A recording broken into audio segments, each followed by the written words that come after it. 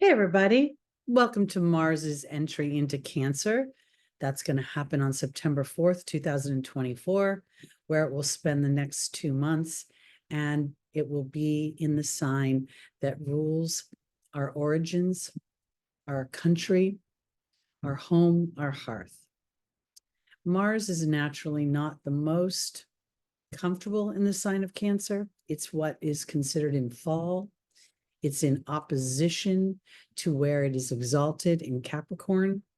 So Mars feels as if its voice is not necessarily heard. It stretches to feel valued. It stretches to feel respected. Mars has a tendency to cut through the emotional muck, and Cancer swims in the emotional muck. It worries more about other people's feelings than it worries about what might be best if it's going to interrupt or hurt other people's feelings. So we have a natural conflict. We see fire and water coming together to oftentimes create steam. And I think as the United States heads into the last couple of months of this 2024 very highly impassioned election year, we're going to see Mars in Cancer very inflamed. Not only is Mars going to be transiting this house that's very challenging for it, it's going to be doing it during this final eclipse season of 2024. We will have the first eclipse on September 17th. And on that day, Mars will square the karmic nodes, the North Node in Aries and the South Node in Libra. It will also square Neptune ruling deception, in many ways, things that are so foggy and blurry that you can't see the truth beneath it.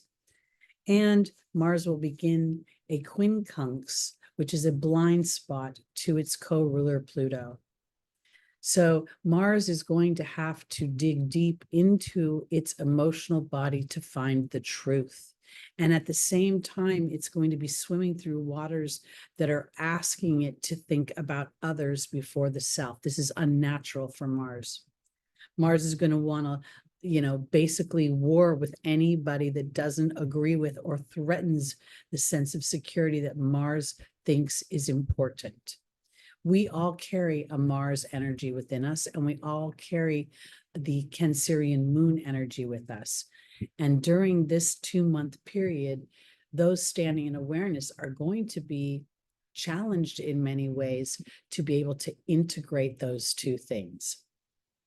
The first eclipse on the 17th, squaring the nodes, is going to be a karmic point of justice and of fairness and of balance. And the Aries energy, or the Mars energy, because as Mars squares its own natural house, it's going to be fighting its tendency to just want to lob everybody it doesn't think is right, lob their head off.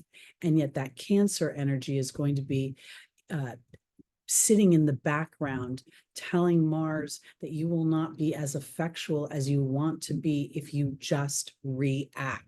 It's important to choose your actions. Now, we're going to go into a solar eclipse 2 weeks later in the sign of Libra, which will again square Mars. Eclipses are fated events.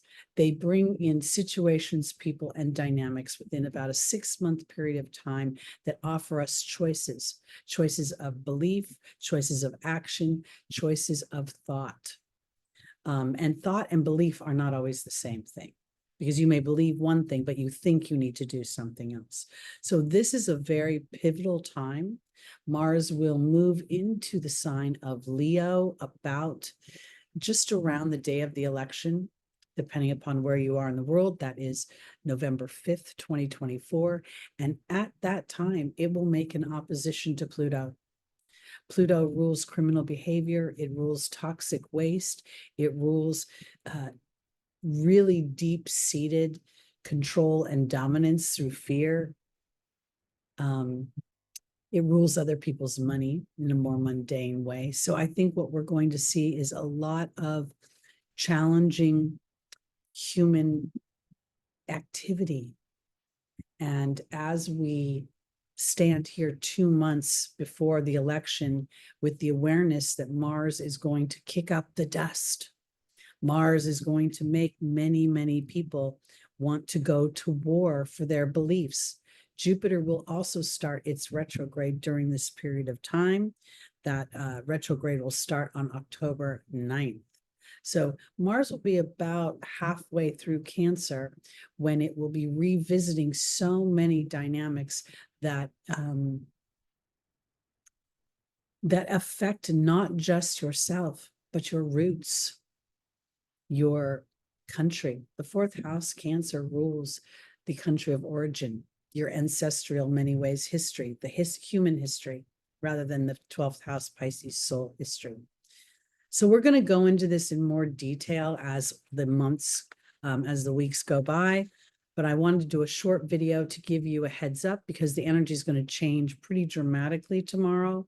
Mars is very zippity dippity doodah day, moves very quickly in the sign of Gemini, the air sign, and it's almost going to be like Mars gets dunked into a cold river or stream tomorrow. And the initial dive in is going to create, and you can let that steam, let a little air out of whatever's building up, or it might blow the top off the pot. Okay, that's it for me. I'll see you soon. Like, subscribe, share all my videos. I don't know how to say all that stuff right, but thanks. Bye.